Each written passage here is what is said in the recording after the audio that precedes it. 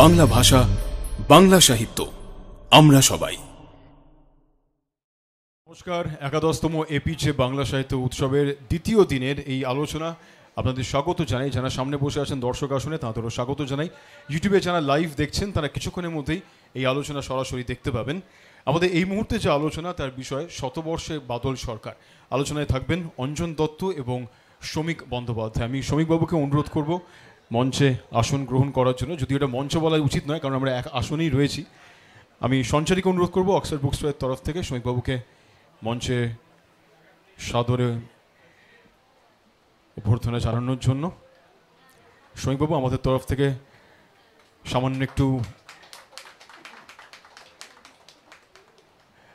অঞ্জন দত্ত এখনও এসে উপস্থিত হননি, উনি একটু জ্যামে ফেঁসেছেন আমরা যা জানলাম ওর থেকে।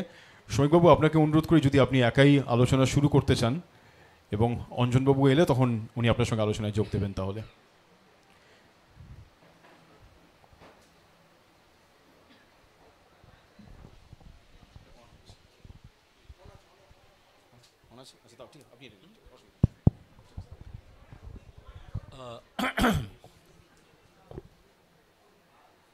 অঞ্জনের সঙ্গে আমার যে কথা হয়েছিল তাতে আমরা ঠিক করেছিলাম যে আমরা দুজনে কথোপকথনের মধ্য দিয়েই, সময়টা বেশি আমাদের হাতে নেই, আর বাদলবাবু তাঁর নাট্য জীবনে প্রায় 40 বছর কাজ করেছেন, আর তাঁর শতবর্ষ আমরা পালন করছি।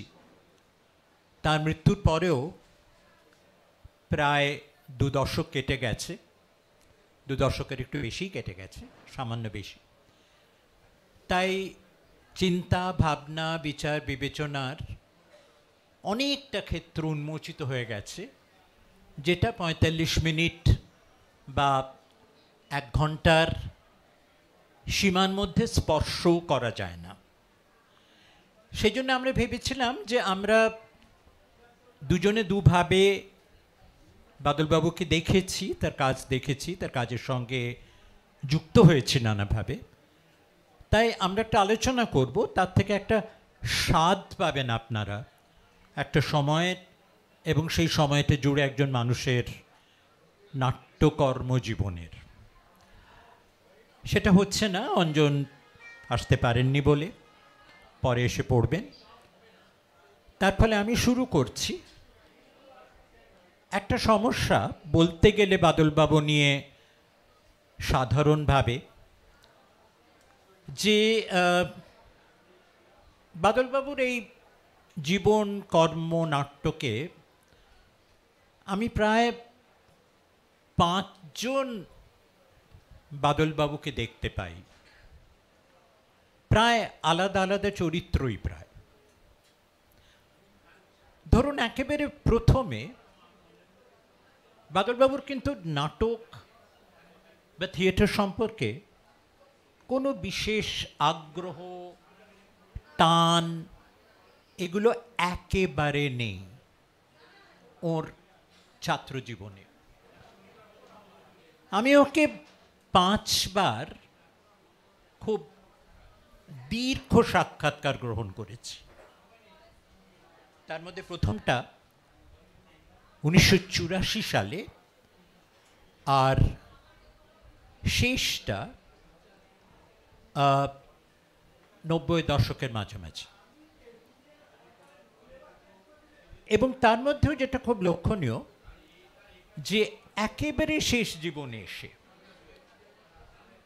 একটা সময় যখন ওর নাট্যকর্ম, যদি বলি ও নাট্য জীবন, সেটা প্রায় শেষ হয়ে গেছে, শুকিয়ে গেছে, নানা কারণে জীর্ণ দীর্ণ হয়েছে। এই সময় উনি ওর আত্মজীবনী লিখতে শুরু করেন। 4 খণ্ড আত্মজীবনী, ওর ভ্রমণ বৃত্তান্ত বিদেশের।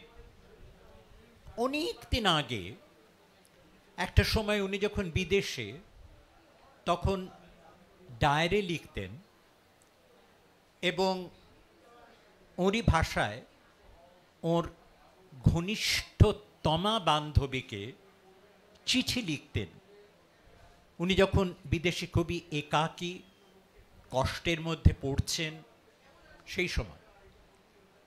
সেই চিঠিগুলো সংগ্রহ করে নিয়ে সেই বান্ধবীর কাছ থেকে তারও সংকলন গ্রন্থ করেছেন প্রবাসের হিজিবিজি নাম দিয়ে।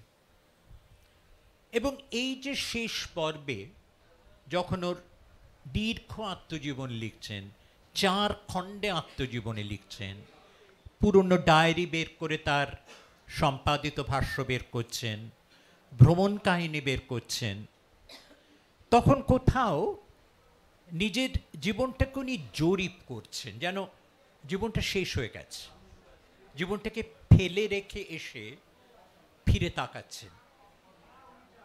এবং ফিরে তাকাতে গিয়ে আমার অন্তত মনে হয়েছে যে আমি যখন 84 সালে যখন ওর নাট্যকর্মের নাট্যকীর্তির একেবারে তুঙ্গে যখন তখন যখন ওকে দীর্ঘ সাক্ষাৎকারে ওর সঙ্গে বসছি, সেই জীবন ভাষ্য, তার জীবনের সেই বৃত্তান্ত, সেটা কিন্তু এই পরবর্তীকালে 4 খণ্ড আত্মজীবনীতে বদলে যাচ্ছে। কেউ যদি খুব খুঁটিয়ে গবেষণা করেন এবং কারো শতবর্ষ পূর্তি হয়ে গেলে গবেষণারই সময়, ওই ঘটনাটা ঘটে গেছে, জীবনটা শেষ হয়ে গেছে, তারপরে একটা সময়ের অবকাশ এসেছে, এইবার ওই বিচারের বিবেচনার দূরত্বটাও তৈরি হয়েছে। এইটা সময় কিন্তু গবেষণা করার। এবং কেউ যদি গবেষণা করেন, আমার 85 বছর পূর্ণ করে গবেষণার যে শক্তি লাগে, দার্ঢ্য লাগে, সেটা আমার নেই। তাই তরুণতর কেউ যদি ওই পুরনো সাক্ষাৎকার, শুধু আমার সঙ্গে নয়, আরও অনেক সাক্ষাৎকার আছে, সেইগুলোর সঙ্গে যদিও নিজের আত্মজীবন বৃত্তান্ত তুলনা করতে দেখেন, সেখানে যে তফাৎগুলো, প্রভেদগুলো, নিজের জীবনটাকে পাল্টে নিচ্ছেন, নিজের মতো করে নিচ্ছেন, আরেকটা জীবন তৈরি করছেন, এর মধ্যেই কিন্তু একটা বিচিত্র, অত্যন্ত গভীর একটা নাটক কিন্তু পড়া যায়। এই কথাটা মাথায় রেখে যদি আমি কথাগুলো বলি, তাহলে এইটাকে যদি বলি, আমি যেটাকে বললাম যে 5 জন বাদল সরকার, এই হলো 5ম বাদল সরকার, যিনি তার নাট্যকর্ম জীবন পেরিয়ে এসে আরেকটা বাদল সরকারকে তৈরি করছেন, সেই বাদল সরকারের জীবন চিন্তা যাপনও করছেন। এটা ওর 5ম বাদল সরকার। প্রথম বাদল সরকারে যদি যাই, এবং ওই 84 সালের সাক্ষাৎকারে খুব নির্ভেজাল স্বাচ্ছন্দ্যে এই কথোপকথনের মধ্যে যখন আমাকে বলেন যে ওর বাড়িতে কোথাও থিয়েটারের চিহ্ন মাত্র নেই, থিয়েটারের প্রতি ওর কোনো টান নেই, কোথাও নেই, থিয়েটারের কোনো অস্তিত্ব নেই ওই জীবনটা। এবং ওই জীবনটাতে একটা কোথাও কাজ করতে হবে, একটা কর্মক্ষেত্র তৈরি করতে হবে, নিজের পড়াশোনার মধ্য দিয়ে, নিজের চিন্তা ভাবনার চর্চার মধ্য দিয়ে, শিক্ষার মধ্য দিয়ে। ইঞ্জিনিয়ার হতে চেয়েছেন, ইঞ্জিনিয়ার হয়েছে, এবং ইঞ্জিনিয়ারিং শিক্ষাটার মধ্য দিয়ে বি কলেজের ছাত্র, মোটামুটি ভালো ছাত্র, খুব একটা কীর্তিমান ছাত্র নন, আড্ডা মারতে ভালোবাসেন, গল্প করতে ভালোবাসেন, আজীবন প্রচণ্ড আড্ডাবাজ কিন্তু বাদলবাবু। তার মধ্যে দিয়ে খুব ভালো ছাত্র হওয়া যায় না, তা চেষ্টাও করেননি। কিন্তু পেশাগতভাবে ইঞ্জিনিয়ার হবেন এইটাই স্থির করে পড়তে যান, পড়েন, পাস টাস করেন। কিন্তু এই পাস করবার সময় যখন যাচ্ছেন, কাছাকাছি এসেছেন, ওর পাঠজীবন শেষ করার কাছাকাছি যখন এসেছেন, তখন কোথাও এই বাড়ি তৈরি, ইমারত তৈরি, এর এই যে খেলাটা, এইটার সঙ্গে কোথাও জড়াতে আর ইচ্ছে করছে না। কিন্তু ওটা পেশা হিসেবে উনি বেছে নিয়েছেন, পালাবার পথ নেই, অন্য কোনো পথ ভাবারও সময় নেই। তখন অনেকগুলো বছর চলে গেছে জীবনের, সেই দায়বোধ সেটা ওর মাথার মধ্যে কিন্তু জমাট বেঁধেছে। এই সময় ওই যে সংশয়টা, ইঞ্জিনিয়ারিং নিয়ে একটা সংশয়, সেই সংশয় থেকে, আর সময়টা মনে রাখবেন, সময়টা দ্বিতীয় মহাযুদ্ধ শেষ হয়েছে কয়েক বছর আগে, 50-এর দশকের একেবারে শুরু। সময়টা মনে রাখবেন। এই সময় ওকে যেটা আকর্ষণ করে, এবং কোথাও ওই প্রথম বাদল সরকার কোথাও একটা দ্বিতীয় বাদল সরকারের দিকে মোড় নিচ্ছেন, সেইটা ঘটে যায় যার থেকে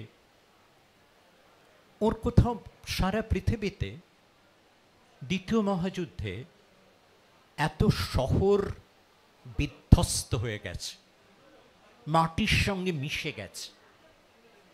কারণ দ্বিতীয় মহাযুদ্ধই পৃথিবীর ইতিহাসে সেই মহাযুদ্ধ যাতে বিপুলভাবে ব্যাপ্ত পরিসরে বোমারু বিমান বোমা বর্ষণ করে শহরের পর শহর, গ্রামের পর গ্রাম মাটির সঙ্গে মিশিয়ে দিয়েছে। এর একটা ভয়াবহ দিক যেমন আছে, তার সঙ্গে আরেকটা দিকও আসে। অতীতে পৃথিবীতে যত শহর তৈরি হয়েছে, শহরগুলো কিন্তু সাধারণ জনবসতি, মানুষের সমাবেশ ঘটেছে, একটা সমাজ, সামাজিকতা তৈরি হয়েছে এই মানুষগুলোর মধ্যে।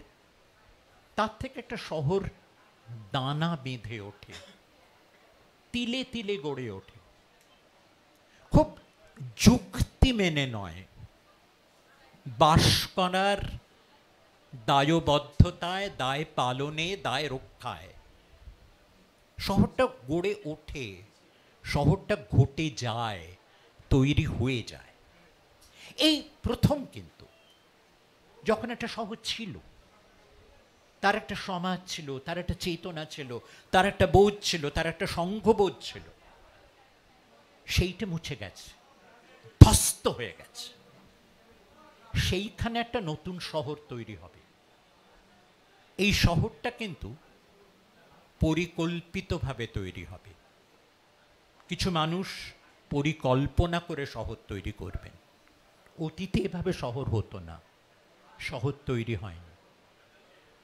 তাই নগর পরিকল্পনা, ইংরেজিতে যে নাম টাউন প্ল্যানিং, এটা চিন্তা, বিদ্যা, চেতনায় একটা নতুন ক্ষেত্র হিসেবে উন্মোচিত হয়।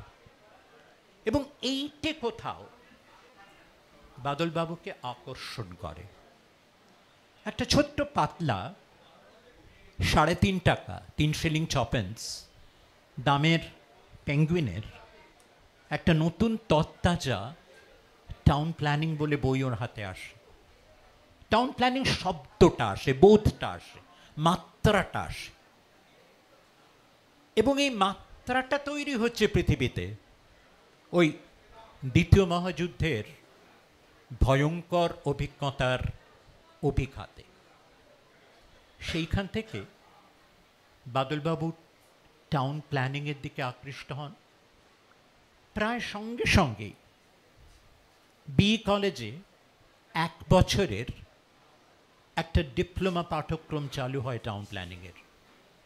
বাদলবাবু ভর্তি হন তাতে, ওই শিক্ষা সমাপন করেন। ইতিমধ্যে ইঞ্জিনিয়ারিংয়ে কাজ করছে, তার থেকে টাকা জমিয়ে প্রথম সুযোগে বিবাহ করেছেন। তখন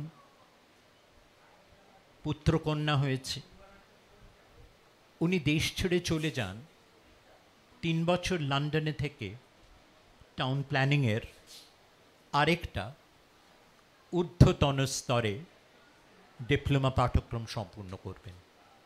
টাউন প্ল্যানার হবেন, শহর তৈরি করবেন। এইখান থেকে দ্বিতীয় এক বাদল সরকার। এবং যখন ইংল্যান্ডে যাচ্ছেন, পড়তে যাচ্ছেন, পরে লিখেছেন যাদের সঙ্গে পড়ছেন, যারা সহপাঠী বন্ধু, এদের প্রায় প্রত্যেকেই যখনই ওর বন্ধুত্বটা একটু জমছে, তাদের অতীত, তাদের বর্তমানটাকে ছোঁবার চেষ্টা করছেন বাদলবাবু। দেখেন, যুদ্ধ প্রত্যেকের জীবনকে স্পর্শ করেছে। কারো বাবা মারা গেছেন, কারো ভাই যুদ্ধক্ষেত্র থেকে খঞ্জ হয়ে, আজীবনের জন্য খঞ্জ হয়ে ফিরে এসেছে। এই রকম স্মৃতি প্রত্যেককে ধরে আছে। অতীত স্মৃতি নয়, তাজা স্মৃতি। 5 বছর 6 বছর আগে যুদ্ধটা শেষ হয়েছে। কোথাও যুদ্ধের সম্পর্কে, যুদ্ধের বিভীষিকা সম্পর্কে একটা গভীর যন্ত্রণা এইটা বাদলবাবু লালন করতে থাকেন। এবং ওর তৃতীয় বাদল সরকার, এটার কিন্তু সূত্রপাত হয় এই যুদ্ধের অভিজ্ঞতা, যুদ্ধর পরবর্তীকালে নতুন করে জীবন বাঁধা, জীবন তৈরি করার অভিজ্ঞতা, যার বীজস্বরূপ ওই নগর পরিকল্পনা। আবার একটা সমাজ, আবার একটা জনবসতি তৈরি হবে, কিন্তু অন্য হিসেবে, অন্য বিচারে, অন্য পরিকল্পনায়। তার একটা দায়, যেন সভ্যতার নতুন করে ভিত তৈরি হচ্ছে। সেটা যেমন স্থাপত্যের দিক থেকে, ইঞ্জিনিয়ারিংয়ের দিক থেকে, মনের দিক থেকেও, ভাবের দিক থেকেও।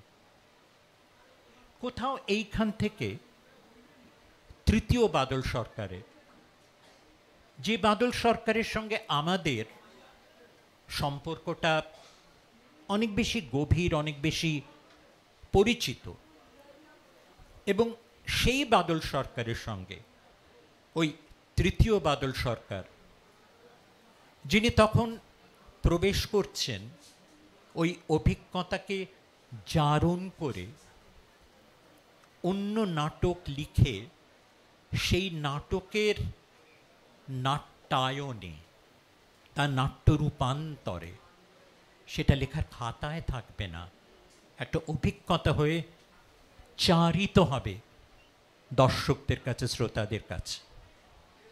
এই অভিজ্ঞতা, যেটা প্রথম বাদল সরকার, দ্বিতীয় বাদল সরকারের জীবনে কোথাও ছিল না, কোথাও ছিল না। থিয়েটারের কোনো টানই ছিল না, থিয়েটারের কোনো স্বপ্নই ছিল না, থিয়েটারের কোনো কথাই ছিল না। সেই তৃতীয় বাদল সরকারের সঙ্গে কিন্তু অঞ্জনের পরিচয়।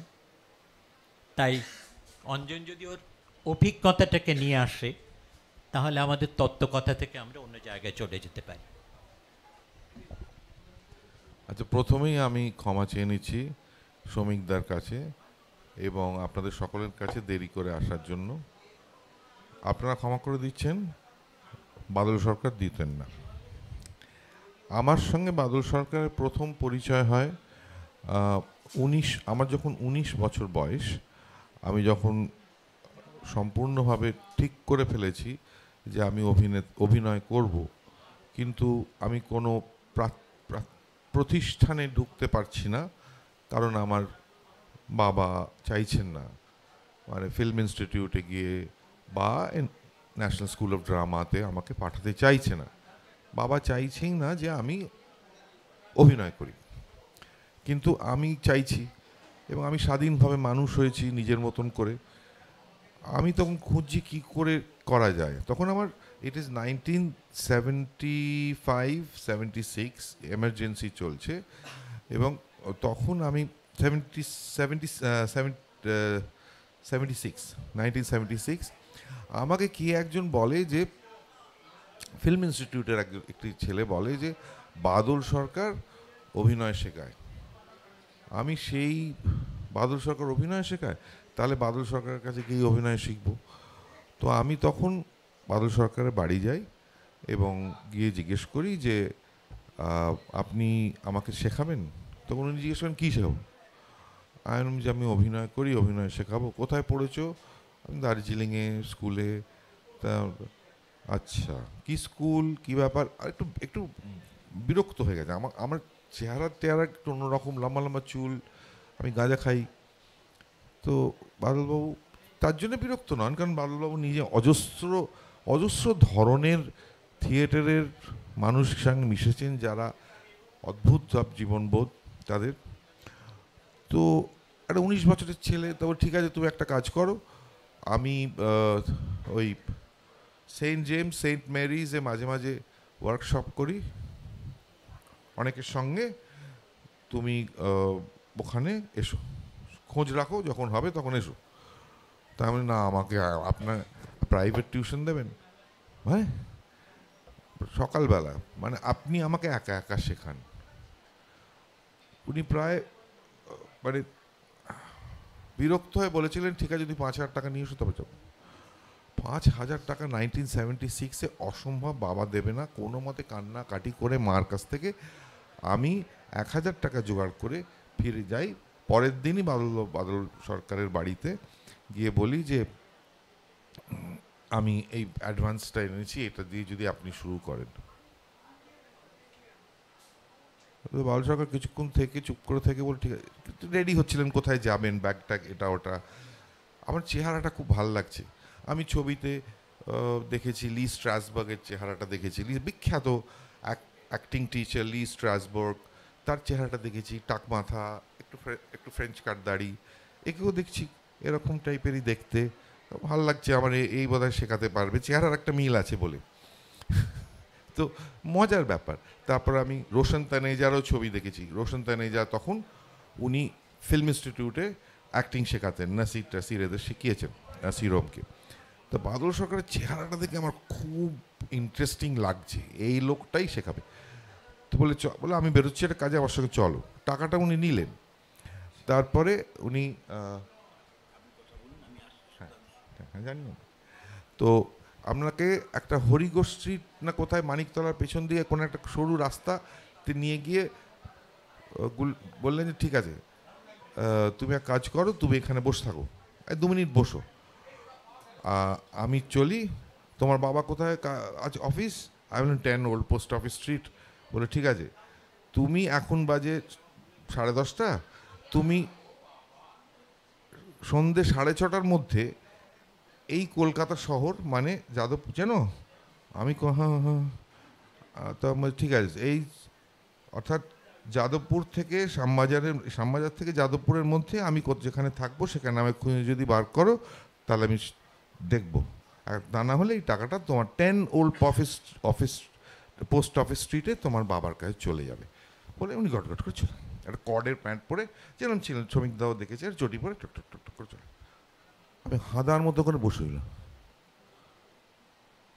উনি বললেন দ্যাট এটাই আমি তো সেরকম কিছু শেখাই না, আমি এই নানান রকম ওয়ার্কশপ করি, ওয়ার্কশপে নানা রকম খেলা হয়, এটা একটা খেলা, এবং সেই খেলাতে তুমি যদি পাস করো সেটা তোমার এন্ট্রেন্স এক্সামিনেশন হবে, যদি পাস করো তখন দেখা যাবে। এই আমার পরিচয়। এবং আমি সে বিস্তারিতভাবে সেই দিনটা আমার অদ্ভুতভাবে কেটেছিল। আমি বাদল সরকারকে 7:30টায় খুঁজে বার করেছিলাম। মানে অদ্ভুত একটা ব্যাপারে, আমি এটা এক্সপ্লেন করতে যাব না। আমি সারা দিন ধরে কলকাতা শহরে ঘুরেছি, তখন মোবাইল টেলিফোন ছিল না, বিভিন্ন জায়গায় গিয়ে বিভিন্ন জিনিস জানতে পেরেছি। আমি প্রথম জানতে পেরেছি যে বাদল সরকার, আমি সেন্ট জেমসে গিয়ে জিজ্ঞেস করেছি দারোয়ানকে, বাদল সরকার হ্যাঁ यहाँ कौन है? আমি বাদল সরকার यहाँ एक्टिंग कराता है। ও एक्टिंग स्कूल है चाहिए। তবে টিচার একজন দয়া করে বললো যে না না না এখানে না, সেন্ট মেরিজে। এবং বাদল সরকার ওই আমি যতদূর শুনেছি কার্জন পার্ক ওইখানে বোধহয় স্ট্রিট থিয়েটার করে, ওখানে গিয়ে তুমি খোঁজ নাও। আমি এসপ্লেনেডে গিয়ে একটা ট্রাম কন্ডাক্টর বলছি বাদল সরকার আছে, বলছি মানে ইয়ার কি মানে যা পাওনি, বাদল সরকারকে দূরবেলা খুঁজো ইয়ার গাঁজা খাওয়ার মানে এই করতে করতে নানান অফিস যাত্রী এই ও তা, সে বিস্তারিতভাবে আমি যাচ্ছি না, করতে করতে তারা চিনে এ বলছে না এখন এখানে না, এখন চলে গেছে থিওসফিক্যাল সোসাইটি। তবে থিওসফিক্যাল সোসাইটিতে যাও, উনি ওইখানে করছে। থিওসফিক্যাল সোসাইটিতে গিয়ে বলছে কী ব্যাপার, এটা বাদল সরকার বাড়ি? উনি বৃহস্পতি শনি রবিতে করেন না, বাড়িতে নেই বাড়িতে নেই এখানেই। বলে কালিদাস বাবু তিনি আমাকে বোঝাতে আরম্ভ করলেন থিওসফিক্যাল সোসাইটি কীভাবে তৈরি হয়েছিল।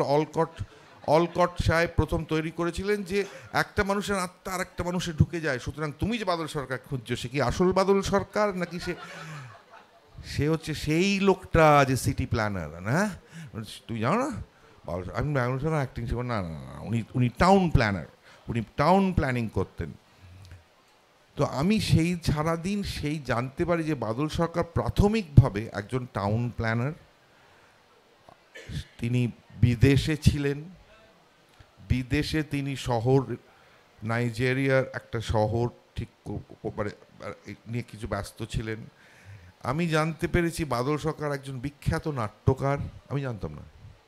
তিনি লিখেছেন বিখ্যাত বিখ্যাত নাটক, সেগুলো মঞ্চস্থ হয়েছে কলকাতায় এবং ইংরেজিতে ট্রান্সলেটেড হয়েছে।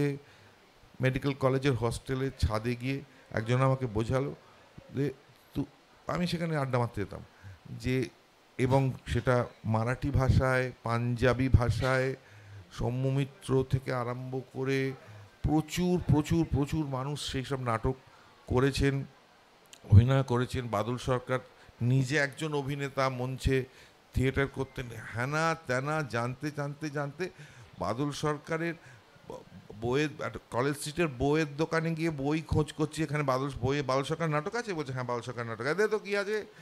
বাকি এতে আস নিয়ে যাবেন? না না আমি নেবো না, আমি বাদল সরকার আছেন মানে একটা বইয়ের দোকানে একটা লোক থাকে নি, জানেন কোথায় থাকে? আরে তারপর সেখানে আরেকটা লোক দয়া করে আমায় বললো যে আচ্ছা এদিকে এসো তো, কে তুমি? কারণ বাদল সরকার খুঁজছি। আমি বাদল সরকার, আমি তখন খুব খারাপ, তখন প্রায় 6:30 বেজে গেছে। তখন একটুখানি খেয়েছি টেয়েছি, বাদল 10 টাকা দিয়ে দিয়েছিলেন পকেটে। বলছে তো মানে ইটস উইয়ার্ড, পুরোটা ডিটেলে আমি বলতে পারছি না বলার, মানে ইট ইজ ফানি মজার। আমার উপর দয়া করে সে আমায় বললো বাদল সরকার একজন ইন্টেলেকচুয়াল। ইন্টেলেকচুয়ালরা কোথায় থাকে তুমি কোথায়? আমি কোথায় থাকে, কোথায় কোথায় যায়? মানে ইন্টেলেকচুয়ালরা কফি হাউসে আড্ডা মারে। 2টো কফি হাউস আছে কলকাতায়, তুমি কোনটা চেনো? আমি কোনোটাই না। বললো আচ্ছা ঠিক আছে তুমি যাও, কফি হাউস এখানে একটা আছে, গিয়ে কিছু খাও। আমি কফি হাউসের সিঁড়িতে বসে রইলাম। লাস্টে খাবার জন্য উপরে গিয়ে তখন বেজে গেছে 7:30 থেকে 7:45। দূরেই একটা টেবিলে বাদল সরকার বসেছিল, হাউমাউ করে গিয়ে কেটে দেরি হয়ে গেছে। উনি বই পড়ছিলেন, বলে কী করে পেলে? যাকে ছাও চলো তুমি নিয়ে এসো। টাকাটা ফেরত দিয়ে দিলেন। আমি বললাম টাকা আমি শিখবো। বললেন না আমি 100 টাকা রেখেছি, কম টাকা রেখেছি বলে কম শেখাবো না, আমার কাছে এসো মাঝে মাঝে। আমি বাদলবাবুর কাছে যাওয়া শুরু করলাম এবং আমি যাবতীয় অভিনয় সম্পর্কে যাবতীয় শিখেছি সম্পূর্ণই বাদল সরকারের কাছ থেকে। অভিনয় মানে বেসিকটা, মানে সেটা কিন্তু ধরুন ভয়েস মডুলেশন বা কনসেন্ট্রেশন বা অবজার্ভ করার ক্ষমতা, এসব উনি আমায় শেখাননি। উনি যেটা শিখিয়েছেন সেটা তুমি কে। আর অঞ্জন দত্ত না, নামটা তোমার বাবার দেয়া, তুমি কে? আর আমি জানি না। তোমাকে জানতে হবে তুমি কে, এবং তুমি কে সেটা জানতে গেলে তোমায় জানতে হবে তোমার শহর কে, তোমার শহরের পরিবেশকে। তোমার কলকাতার একরকম মানসিকতা হয়, নিউ ইয়র্কে আর এক রকম মানসিকতা হয়। He was teaching me architecture, that একটা ডাইনামিক মানুষ হয় নিউ ইয়র্কের। কলকাতা অনেক অনেক ইন্ট্রোভার্ট, অনেক শান্ত, অনেক সহনশীল। ওই ট্রামটা আসছে, লাফিয়ে উঠতে পড়তে পারবে, হ্যাঁ ওটো, এইসব করে ঘুরে ঘুরে উনি নিজের কাজ করতেন। আর আমাকে সারা শহর ধরে ঘোরাতেন, মাঝে মাঝে বাড়িতে ডাকতেন, মাঝে মাঝে ওনার থিওসফিক্যাল সোসাইটি যেখানে নাটক হতো ওখানে আমি যেতাম, এক্সারসাইজ করাতেন, আমি যা বলতেন আমি করে দিতাম। এবং প্রায় 7-8 মাস আমি নিজেকে চিনতে পেরেছি। উনি আমাকে নিজেকে চিনিয়ে দিয়েছেন যে আমি কি করতে চাই। এবং আমি তারপর সরে এসেছি, কারণ আমি ওনার যে দল শতাব্দীতে ঢুকতে চাইনি। আমার নিজের ইচ্ছে বলছে আমি ব্যক্তি স্বতন্ত্রতায় বিশ্বাস করি। সুতরাং যদি থিয়েটার আমাকে করতে হয়, আমি ব্যক্তির থিয়েটার করতে হবে, আমার লেখাপড়াটা অন্যরকম করতে হবে করে আমি সাঁতরে গুচ্ছের কামু, অ্যালবেয়ার কামু টামু পড়ে টড়ে আমি সেই নাটক করতে গেছি। এবং আমি বাদল সরকারের with a lot of love, অনেক ভালোবাসা নিয়ে, মানে সে ভালোবাসা কতটা আমি বোঝাতে পারবো না। আমি তার তৃতীয় থিয়েটার বা থার্ড থিয়েটারের অনেক কিছু মেনে নিতে পারিনি, কারণ তখন ওই 6-7 মাসে আমি অনেক বড় হয়ে গেছি। এইখানটা আমার নিজের তৈরি হয়ে গেছে। তো উনি তো নিজেকেই আমায় চিনিয়েছেন। আমি সিনেমা করতে চেয়েছি, আমি সিনেমাতে অভিনয় করতে চেয়েছি, আমি নিজে মঞ্চে থিয়েটার করতে চেয়েছি।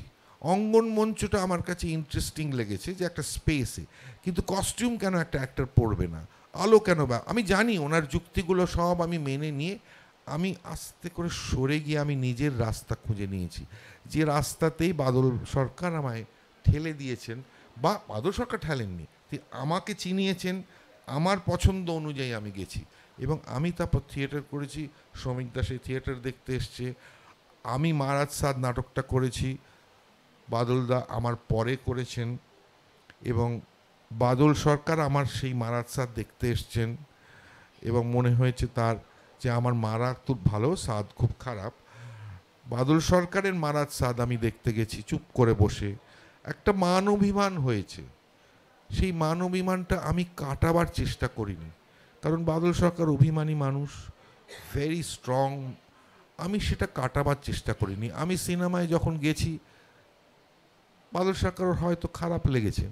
চালচিত্রতে প্রথম ছবিতে মৃণাল সেন বাদল সরকারকে একটা পার্টও দিয়েছিলেন, বাদল সরকার বলেছেন আমি করব না, সেই পার্টটা উৎপল দত্ত করে।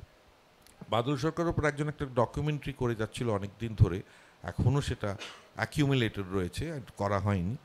সেই ডকুমেন্টারিতে এই কথাগুলো আছে, উনি বলছেন। কিন্তু তারপরে অপর্ণা সেনের একটা সিরিজ হয় আনডাইং সিটি, সেটাতে উনি রাজি হলেন করতে। আনডাইং সিটির নায়ক আবার অঞ্জন দত্ত, আমি, এবং আমাদের দুজনের একটা সিন ছিল যেখানে একটি মেয়েকে আমি বাদল সরকারের কাছে পরিচয় করাতে নিয়ে যাই চিড়িয়াখানায়। সেখানে বাদলদাকে আমি মিট করলাম, উনি একটা সিগারেট চাইলেন, আমি সিগারেট দিলাম, আর বেশি কোনো কথা হচ্ছে না, আমিও চুপ করে আছি। একটা অদ্ভুত অভিজ্ঞতা, মানে সে তো আমায় সব কিছু শিখিয়েছে, কিন্তু কোথাও গিয়ে তার অনেক কিছু আমি মানতে পারছি না। এবং বাদলবাবু মৃণাল সেন নন। মৃণাল সেন রাগ করলে বা অভিমান করলে তারপরে গিয়ে অন্য কথা বললে আবার উনি পিঠ চাপড়ে ঠিক আছে চল বলে আবার ঠিক হয়ে যেত। বাদল সরকার খুব খুব গভীর, খুব হি ওয়াজ এ ভেরি ভেরি, মানে কারণ ওই দাঁড়ালে ওইরকম নাটক কী করে লিখবেন বলুন, সারারাত্রির, বাকি ইতিহাস এবং ইন্দ্রজিৎ। মৃণাল সেন তো এরকম নাটক লিখতে পারিনি, মানে এই মাপের নাটক। বা আমি মনে করি, আমি বিশ্বাস করি, আমি জানি না শ্রমিক বাবু মানবেন কি না, শ্রমিক দা, আমি বিশ্বাস করি অন্তর থেকে ভারতবর্ষের শ্রেষ্ঠ নাট্যকার হচ্ছে বাদল সরকার, মঞ্চের নাট্যকার। মানে উনি যে নাটক মঞ্চের জন্য লিখেছিলেন, ওইরকম অসাধারণ নাটক মহেশ এল কুঞ্চুয়ারও লিখতে পারেনি, অনেকেই লিখতে পারেনি, বাদল সরকার লিখেছেন। এবং আমি নিজেও সেটা অ্যাটেম্পটও করতে পারিনি, ভয় যে করতে পারবো কি। এবং ওনার মঞ্চের থিয়েটার যখন হয়েছে সেসব গল্প আমি শুনেছি, কারণ সেটা আমার অনেক আগে, তখন আমি প্রায় দার্জিলিংয়ে মানে নার্সারিতে তার অভিনয়। এবং আমি নিজে মনে করি যে বাদল সরকারের মঞ্চের যেসব নাটক লিখেছেন, এবং ইন্দ্রজিৎ, সারারাত্রির, বাকি ইতিহাস, যাই কিছু, এবং হাসির নাটকও, প্রত্যেকটাই Bharatvarsha one of the finest Indian লেখা টেক্সট সাহিত্য। এবং অভিনেতা হিসেবেও আমার বাদল সরকারকে খুব ভালো লেগেছে, অসম্ভব ভালো লেগেছে যখন দেখেছি উনি অভিনয় করছেন। হয়তো ওই থিয়েটারটা আমি মানতে পারছি না, কিন্তু ওনার অভিনয় এতটাই সাবলীল, এতটাই স্বাভাবিক। আমার নিজের মধ্যে প্রশ্ন হয়েছে উনি কেন সিনেমা অভিনয় করলেন না, কত স্বাভাবিক করতে পারতেন, কত স্বাভাবিক করে দিতেন চরিত্রগুলো। উনি পড়ছেন পাগলা ঘোড়া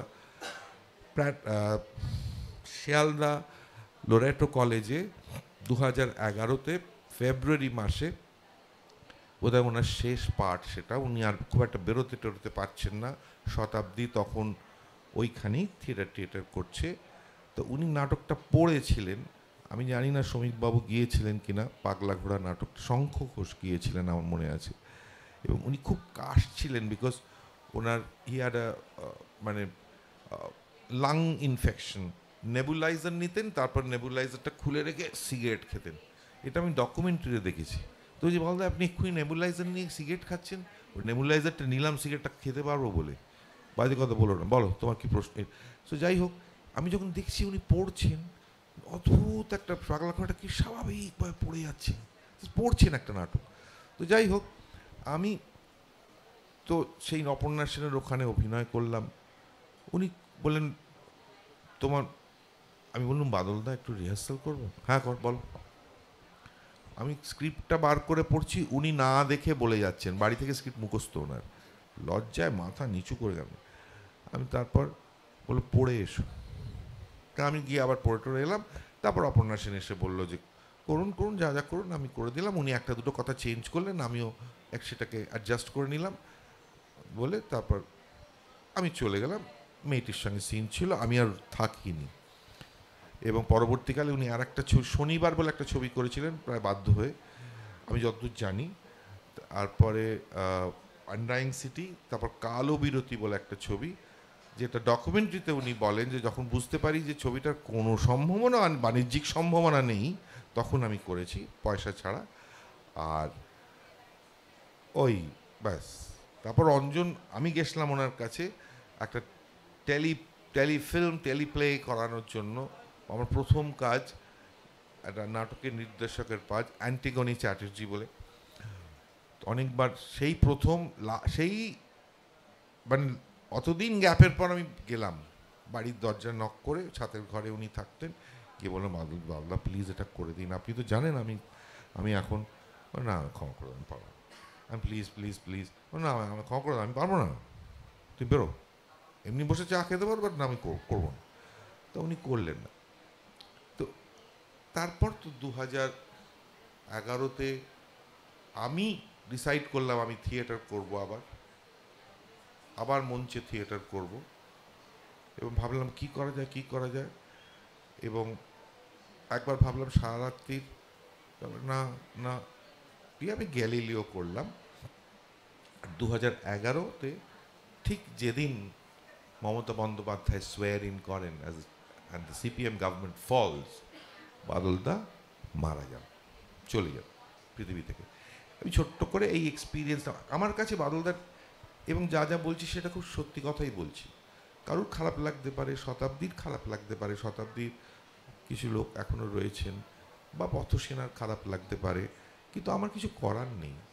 আমি এটাই বিশ্বাস করি, বাদলবাবু নিজে মঞ্চে থিয়েটার করেছেন। আমি বিশ্বাস করি যে নাটক বাদলবাবু নিজে থার্ড থিয়েটারের জন্য নাটক লিখেছেন, মিছিল, ভোমা, আবার সেই থার্ড থিয়েটারে, তৃতীয় থিয়েটারেই উনি পেটার ভাইস করেছেন, উনি বার্টোল্ট ব্রেক্সট করেছেন, ককেশিয়ান চক সার্কেল, সেখানেও উনি কিন্তু আবার অ্যাডাপ্ট করে নাটক করেছেন। সো আমার কাছে মঞ্চের ওপর থিয়েটার করা আর মঞ্চের বাইরে থিয়েটার করার মধ্যে কোনো তফাৎ নেই, মানে একই।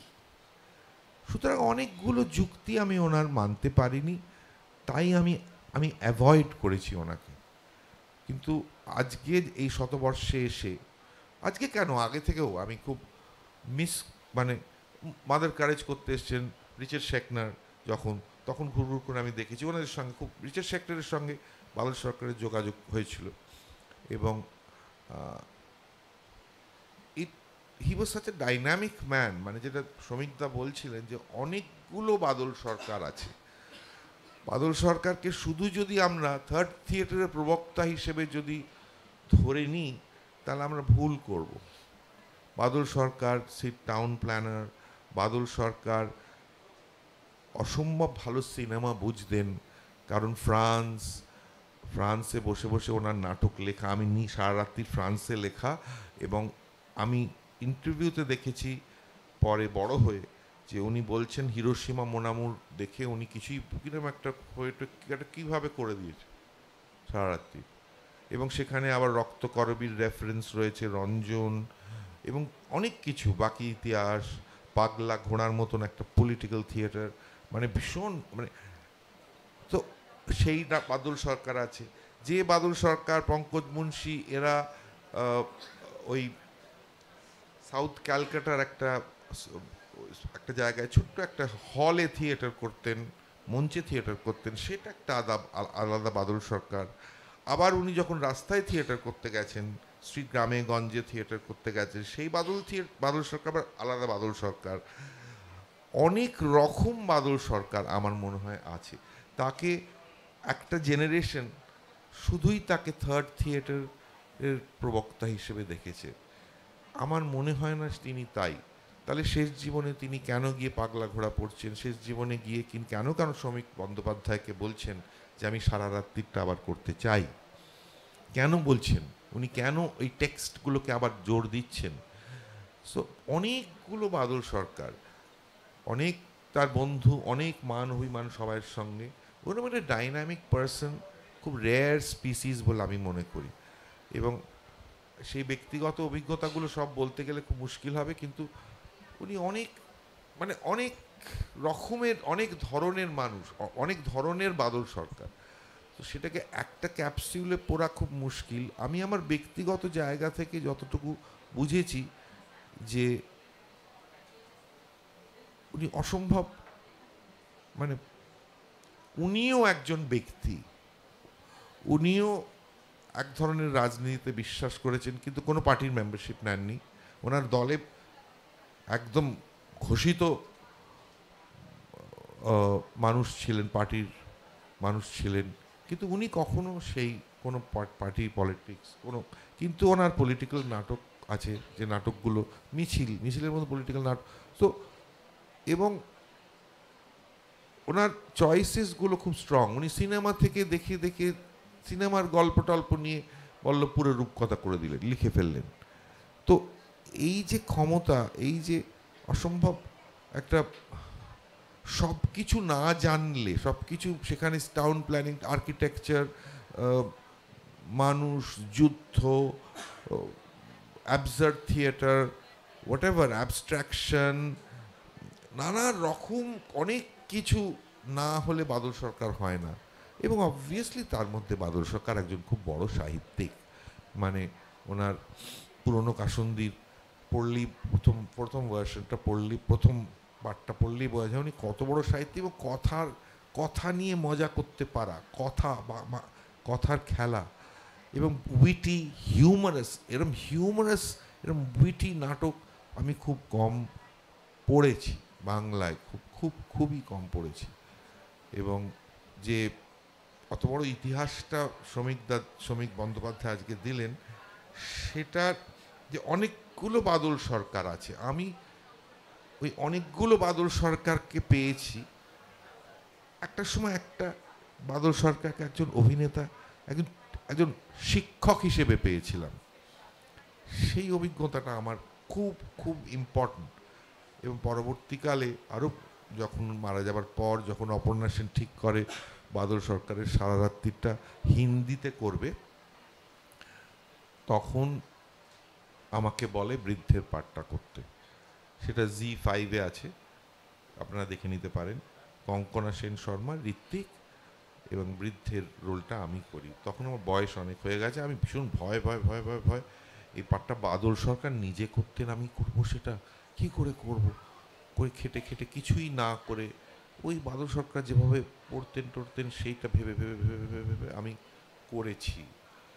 তো সেটাও আমার কাছে একটা বিশাল বড় কাকতালীয় অদ্ভুত ঘটনা যে সেই মানুষটার লেখা নাটকে তার অভিনীত চরিত্রে আমি পাঠ করেছি। এইখানে আমি শেষ করছি। আপনাদের যদি কোনো প্রশ্ন থাকে, শ্রমিকদা যদি কোনো কিছু অ্যাড করতে পারে বা যদি চায়, মানে শ্রমিকদা আমার থেকে অনেক বেশি পরিচিত বাদল সরকারের সঙ্গে, মানে পরিচিত ইন দ্য সেন্স তিনি বাদল সরকারের সঙ্গে অনেক জায়গায় গেছেন, অনেক মানে অনেক লিখেওছেন, বাদল সরকার নিয়ে অনেক কিছু লিখেছেন। এবং শ্রমিক বন্দ্যোপাধ্যায় উনি বাদল সরকারের থার্ড থিয়েটার নিয়ে অনেক অনেক কথা লিখেছেন, যেটা খুবই ইম্পর্ট্যান্ট। কিন্তু শ্রমিকদার যদি খারাপ লাগে আমার কিছু বলার নেই। আমি ওই অনেকগুলো জিনিস মানতে পারিনি, মানে স্ট্রিট থিয়েটারের মানে, বাট এনভায়রনমেন্টাল থিয়েটার বা যেটা অঙ্গন মঞ্চের থিয়েটার উনি বলছেন, সেটা আমার কাছে মনে হয় ঠিক আছে। কিন্তু পয়সা দিয়ে কেন দেখবে না লোকে, কেন আলোর ব্যবহার হবে না, কেন কেন ডিস্টেন্সটা কেন আমি ভাঙবো, এইটা নিয়ে আমার কিছু তাত্ত্বিক প্রবলেম ছিল, এছাড়া ছিল না। কিন্তু আমি মানুষটাকে খুব ভালোবাসি এবং উনি যদি না আমায় শেখাতেন, আমি যতটুকু শিখেছি অ্যাজ অ্যান অভিনেতা, যতটুকু শিখেছি অ্যাজ এ মানুষ, যতটুকু পড়াশোনা করতে পেরেছি, যতটুকু নিজেকে জানতে পেরেছি, আমি এই রাস্তায় চলতাম না, আমি এটা করতাম না।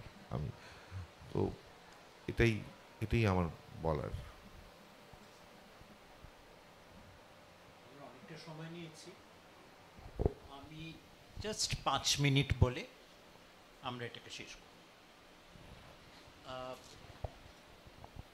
আমি যে 5 জন বাদল সরকারের কথা বলছিলাম, তার তৃতীয় বাদল সরকার, যখন বাদল সরকার থিয়েটার এবং একটা অন্য থিয়েটারে প্রবেশ করছেন, সেইটের অভিজ্ঞতাটা অঞ্জনের কথা থেকে অনেকটাই বেরিয়ে এলো। একটাই শুধু একটা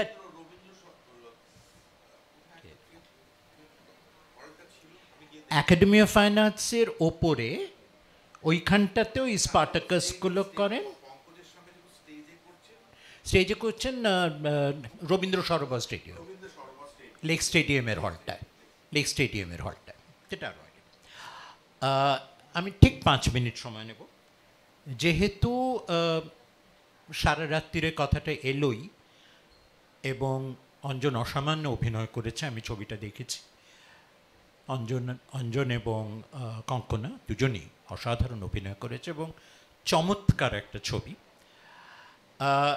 সারা রাতের কিন্তু বাদলবাবুর যে তথাকথিত তৃতীয় থিয়েটার বা থার্ড থিয়েটারের কথা আমরা বারবার বলি, যেটার প্রবক্তা হয়ে উঠেছিলেন বাদলবাবু, সেটার আগের পর্বের কাজ তার অনেক আগে লেখা, আর খুব প্রিয় নাটক ছিল।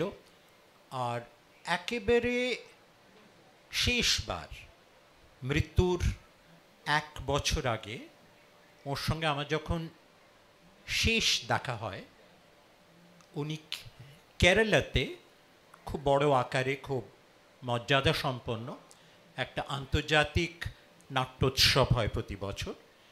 সেই বছর ওরা স্থির করেছিলেন যে ওর, যাকে বলা হয় জীবনকৃতি সম্মান, অর্থাৎ সারা জীবনের কাজের জন্য কাউকে সম্মান দেওয়া, সেই জন্যে ওকে 5 লক্ষ টাকা দিয়ে একটা সম্মাননার ওরা আয়োজন করেছিলেন।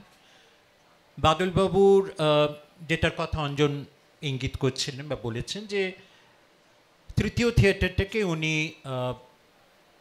কোনো রকম টাকার লেনদেন থাকবে না এমন একটা থিয়েটার হিসেবে উনি কল্পনা করেছিলেন, আমি কল্পনাটার উপর জোর দিচ্ছি। এটাকে উনি ওর একটা নাট্য দর্শন হিসেবে লিখবার, বলবার, প্রতিষ্ঠা করার চেষ্টা করেছেন জীবনের একটা পর্বে, যেটা আমি বলবো ওই চতুর্থ বাদল সরকার, তৃতীয় পর্বের পরের বাদল সরকার, এবং খুবই পরিশ্রম করেছেন ওই তৃতীয় থিয়েটারকে প্রতিষ্ঠা দেবার। সেই সময়ের আগে লেখা সারা রাত্রির। আর যখন আমার কেরালাতে দেখা হচ্ছে শেষবার, ওরা আমার সঙ্গে একটা যোগাযোগ করেন, বাদলবাবুর সঙ্গে আমার বন্ধুত্বের কথা জানেন বলি, কেরালার আমার থিয়েটারের বন্ধুরা, যে উনি এই 5 লক্ষ টাকা নিতে রাজি হবেন কিনা একবার জিজ্ঞেস করে নেওয়া। আমি ওকে ফোন করে উনি এক কথায় বলেন, না না না, হ্যাঁ ঠিক আছে, হ্যাঁ বলে দাও। তা আমি হ্যাঁ বলে দিই। আর ওরা স্থির করেছিলেন যে গিরিশ কানাড আর আমরা দুজনে বাদলবাবুর হাতে ওই পুরস্কারটা তুলে দেব। তাই আমরা দুজনেই যাই কেরালাতে, বাদলবাবুও যান। আর লক্ষ্য করি যে ওই প্রায় 2 বছর 2.5 বছর জীবনে শেষ, ওর স্মৃতিভ্রংশ হয়েছিল, মানসিকভাবে বেশ বিপর্যস্ত। আমরা সকালবেলা আমার সঙ্গে বিমানবন্দরে দেখা হয়, দমদমে কথা হয়। তারপরে যখন আমি প্লেনে উঠি, কোথাও বাদলবাবুকে দেখতে পাইনি। বাদলবাবু ভুল করে কোথায় চলে গেছেন। আমরা গিয়ে যখন পৌঁছই, আমাদের নিতে গাড়ি আসে কোচিতে, তখন দেখি বাদলবাবু নেই। আমি বলি যে আমি বাদলবাবুকে শেষ মুহূর্তে দেখিনি। উনি প্লেন মিস করেন। ওরা আবার যোগাযোগ করে নতুন টিকিট কেটে রাত্রিরের প্লেনে ওকে নিয়ে আসেন। শেষ 2-3 বছর এইভাবে গেছে। কিন্তু তখনও শেষ আমার কথা বলার যেটা সুযোগ হয়েছিল, যখন আমরা পুরস্কারটা গ্রহণ করার জন্য যাচ্ছি একই গাড়িতে, আমি, গিরিশ আর বাদলবাবুকে আমি জিজ্ঞেস করেছি, আপনি কি করছেন এখন? অনেক দিন পরে দেখা হয়েছে। তো বললেন, আমার সমস্ত নাটকগুলো আমি ইংরেজিতে অনুবাদ করছি, অক্সফোর্ড ইউনিভার্সিটি প্রেসকে দেব, ওরা ছাপবে। এটা কিন্তু ওর ধারণা, উনি করেননি। আর সারা রাত্রিটা আমি আরেকবার করব, ওটা আমি করব। আর এই ওর সঙ্গে আমার জীবনের শেষ কথা হয়। তারই বছরখানেক পরে ওর মৃত্যু সংবাদ পাই। এই সঙ্গে যেটা বলি, যে আমি যেটা আগেই বলছিলাম যে বাদলবাবুর ডায়েরি, যেটা উনি শেষের দিকে, মানে পঞ্চম বাদল সরকার যখন প্রকাশ করছেন, তার মধ্যে 63 সালে উনি সারা রাতে লিখেছেন। এবং তখনকার ডায়েরির একটা অংশ উনি ওর এই প্রবাসের হিজিবিজি বইতে তুলে দিচ্ছেন। 12ই সেপ্টেম্বর 63, বারবার সারা রাত্রির কথা মনে পড়ছে। কি লিখতে চেয়েছিলাম, কি হয়ে গেল, না হলে এদিক না হলে ওদিক। মনে হচ্ছে একটা খুব গভীর কিছু নিয়ে বড় ফাঁকা খেলা খেললাম। এই একঘেয়ে শহরের দিনগুলোকে আটকে রাখবার পক্ষে ভালো খেলা, কিন্তু কি অধিকার ছিল আমার, বলে আবার ফিরে আসছেন সেই দিনই, অনেকটা সময় বাদ দিয়ে লিখছেন, ওই বৃদ্ধ আমার সৃষ্টি, ওই বৃদ্ধ আমি। মরবে না, মরবে না কিছুতেই ওই স্বপ্নটা, মরবে না অহম, মরবে না যুগ যুগ ধরে আত্মপ্রতিষ্ঠার ইচ্ছে।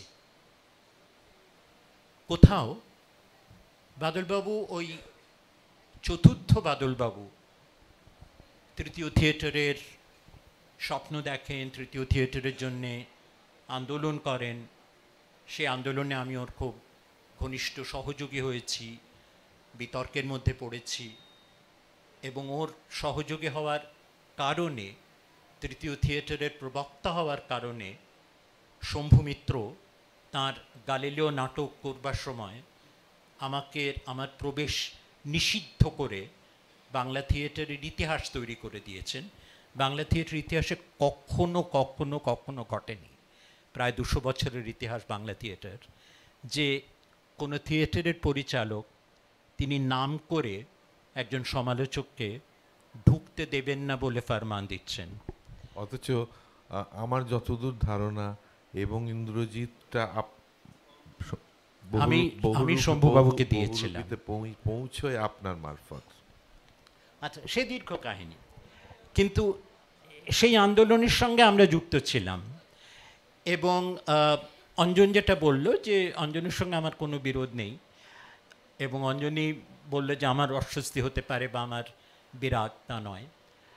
আমার কথা মনে হয়েছিল যে ওই চতুর্থ বাদল সরকার থিয়েটারের আরেকটা আমাদের প্রচলিত থিয়েটারের অসংখ্য প্রথা থাকবে, নানা মানুষ নানাভাবে থিয়েটারকে দেখবে। থিয়েটার একটা আশ্চর্য উদার বিশাল বহুতা ব্যাপ্ত ক্ষেত্র, তার সম্ভাবনা শেষ নেই। তার মধ্যে যদি একটা মানুষ জেদ করে আমাদের এই পোড়া বাংলাদেশে একটা আরেকটা থিয়েটার তৈরি করার চেষ্টা করে, ভাবে, তার একার চেষ্টা, তার একা স্বপ্ন ভাবনা, এখানেও যেটা লিখছেন স্বপ্ন, আত্মপ্রতিষ্ঠারও ইচ্ছে তার মধ্যে যে আমার একটা আলাদা জায়গা থাকবে, সেই লোভটাও আছে। আমি তার পাশে দাঁড়াবো, আমি যতটা পারি করব, এবং সেটা ওই বিন্দু পর্যন্ত যেতে পারে যে আমি বাংলা থিয়েটারের একটা নাটক দেখা থেকে বঞ্চিত হলাম, আমি একটা ইতিহাস সৃষ্টি করলাম। একটা, আপনারা অনেকে হয়তো জানবেন যে একটা সংসদ বাংলা নাট্য অভিধান বলে একটা অভিধান আছে, সেই অভিধানে 6টা পৃষ্ঠা আছে, একটা এন্ট্রি আছে এই গালিলিও নাটক এবং আমাদের প্রবেশ নিষিদ্ধ করা নিয়ে। তাই বাদলবাবুর জন্য ইতিহাস হয়ে গেছে আমিও। কিন্তু ওই পঞ্চম বাদল সরকার, তিনি কিন্তু ওই তৃতীয় থিয়েটারকে সম্পূর্ণ ত্যাগ করে সারা রাত্রির করতে চাইছেন। আর ওই সময় ওই পঞ্চম বাদল সরকারই তার পুরনো ডায়েরিটাকে তুলে আনছেন, যেখানে বলছেন যে ওই বৃদ্ধ আমি এবং আমার আত্মপ্রতিষ্ঠার ইচ্ছে, সেইখান থেকে যেমন ওই বৃদ্ধ তেমনি আমিও। তাই এই সবটা নিয়ে কিন্তু 5টা বাদল সরকারের সঙ্গে 1 ঘন্টায় লড়াই করা খুব শক্ত। আমরা যেটুকু পারি আমি আর রঞ্জন করেছি।